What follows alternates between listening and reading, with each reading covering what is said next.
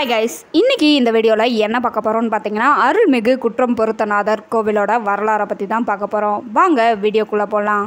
முன்னாடி ஒரு காலத்தில் ராவணனோட மகனான மேகநாதன் தேவராஜாவான இந்திரன் கூட சண்டை போட்டு ஜெயிக்கிறான். அதனால் இவனோட பேர் இந்திரஜித் அப்படின்னு மாறுது. ஒரு நாள் இந்திரஜித் வானத்தில் புஷ்ப விமானத்தை எடுத்துக்கிட்டு பறந்து போயிட்டுருக்கான். அப்படி போகும்போது ஒரு இடத்துல புஷ்ப விமானம் தடப்பட்டு நிற்கிது. என்னென்னு புரியாத இந்திரஜித் கீழே எட்டி பார்க்குறான். கீழே ஒரு சிவன் கோவில் இருக்குது. ஸோ இதனால தான் நம்ம புஷ்ப விமானம் நின்றுச்சு அப்படின்னு புரிஞ்சுக்கிட்ட இந்திரஜித் கீழே இறங்கி போய் அந்த கோவிலோட புனித தீர்த்தத்தில் நீராடிட்டு அந்த கோவிலில் இருக்கிற சிவனை வேண்டிக்கிறான். வேண்டிக்கிட்டதுக்கு அப்புறமா அவனோட புஷ்ப விமானம் பறந்து போகுது. இதை பார்த்த இந்திரஜித் இந்த மாதிரி ஒரு லிங்கம் நம்மளோட இலங்கையில் இருந்தால் நல்லா இருக்கும் அப்படின்னு நினைக்கிறான். அதுக்காக இந்த லிங்கத்தை இலங்கைக்கு எடுத்துகிட்டு போக முயற்சி பண்ணுறான். அவனோட முயற்சி தோல்வியில் போய் முடியுது. அவன் மயக்கம் போட்டு விழுந்துடுறான்.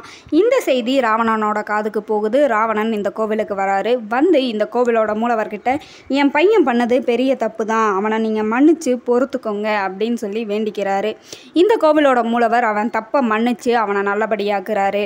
அதுக்கப்புறம் ஒரு நாள் தேவராஜாவான இந்திரன் ரொம்பவே ஆணவத்தோட கைலாயத்தை நோக்கி போயிட்டு இருக்கான். அதை தெரிஞ்சுக்கிட்ட சிவபெருமான் இவனுக்கு பாடம் கற்றுக் கொடுக்கணும்னு நினைக்கிறாரு.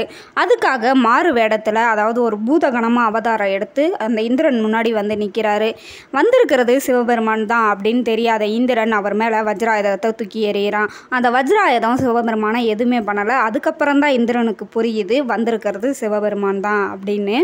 அதுக்கப்புறம் இந்திரன் என்ன பண்ணுறான்னா, நான் பண்ணது ரொம்ப பெரிய தப்பு தான் சிவபெருமானே, நீங்கள் இந்த குற்றத்தை பொறுத்துக்கங்க அப்படின்னு சொல்லி மன்னிப்பு கேட்குறான். அவனை மன்னிச்சு சிவபெருமானும் அவனை விட்டுறாரு. இப்போது ஹனுமனோட தோஷம் நீங்கின கதையை பற்றி தெரிஞ்சுக்கலாம். ராமாயண கதையில் ராவண போர் முடிஞ்சதுக்கு அப்புறமா ராமர் ராவணனை கொண்டதுனால பிரம்ம அதி தோஷம் அவருக்கு ஏற்படுது. அந்த தோஷத்தை நீங்கிறதுக்காக ஒரு சிவபூஜை பண்ணணும் அப்படின்னு நினைக்கிறாரு. அதுக்காக ஹனுமன் கிட்ட 2 நாளிகைக்கு ஒரு சிவலிங்கத்தை கொண்டு வா அப்படின்னு சொல்கிறாரு. அதாவது ஒரு நாளிகை அப்படின்னா 24 நிமிஷம், 48 நிமிஷத்துக்கு ஒரு தடவை ஒரு சிவலிங்கத்தை கொண்டு வா அப்படின்னு சொல்கிறாரு. சிவலிங்கத்தை தேடி ஹனுமனும் வடக்கு பக்கமாக போகிறாரு. சிவலிங்கத்தை தேடி போன ஹனுமான் சரியான நேரத்துக்குள்ளே திரும்பி வரலை. அதனால் ராமர் வந்து அதே இடத்துல இருக்கிற மண் எடுத்து ஒரு சிவலிங்கத்தை செஞ்சு அவரோட பூஜையை முடிச்சிடுறாரு. இந்த விஷயத்தை தெரிஞ்சுக்கிட்ட ஹனுமான் நம்ம வர்றதுக்குள்ளே பூஜை முடிஞ்சிருச்சு அப்படின்னு மனசு ரொம்பவே வருத்தப்படுறாரு. வருத்தப்பட்டதுக்கு அப்புறமா அந்த சிவலிங்கத்தை தன்னோட வாலில் கட்டி இழுக்க முயற்சி பண்ணுறாரு. அது முடியலை.